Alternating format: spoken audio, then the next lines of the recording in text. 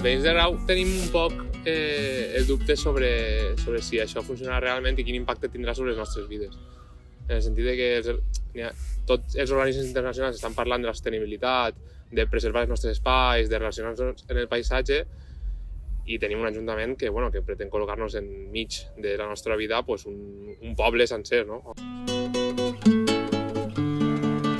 De forma col·loquial, que el Grau és per nosaltres 9 mesos a l'any.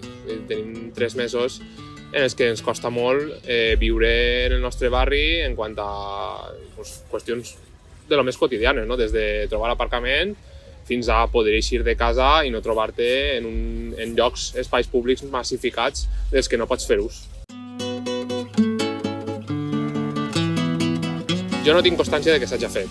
Pot ser que s'hagi fet, no? Però jo penso que així n'hi ha una qüestió que realment és més de fons, que és que nosaltres hem de decidir també quin ús i quina ciutat volem, quin barri volem i sobre on es destinen els recursos públics, no? Que sembla que sempre vagin més destinats cap a la gent de fora que més cap a la gent de Grau. I vaig a posar-te un exemple. Un exemple que té que veure més en el relat, no? Ara s'està peatonalitzant la zona de l'església, la zona de l'Avinguda de la Pau i la zona, l'únic carrer peatonal que tinguem, i l'argument de l'Ajuntament sempre ha sigut enfocat al turisme, no? Per un turisme més sostenible i tal, quan allí realment vivim persones, vivim vora 7.000 persones que fem ús d'aquest espai pràcticament tots els dies. Això és una qüestió que considero que hauríem de decidir nosaltres també com i de quina manera s'utilitzen els recursos nostres, que són de tots, són recursos públics.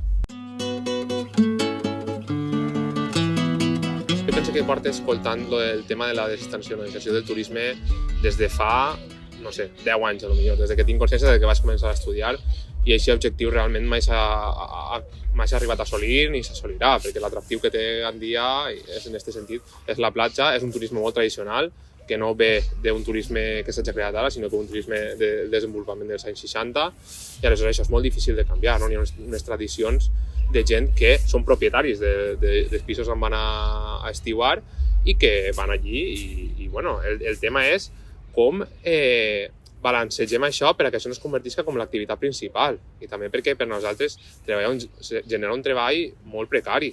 És a dir, que la nostra única eixida per a treballar és treballar en el sector serveis, hotels o restaurants. I nosaltres també volem viure en el Grau i treballar d'altres coses, no? O sigui, un poc equilibrar un poc més la balança cap a altres sectors, com per exemple la pesca, el port que està abandonat, que considero que també és molt important.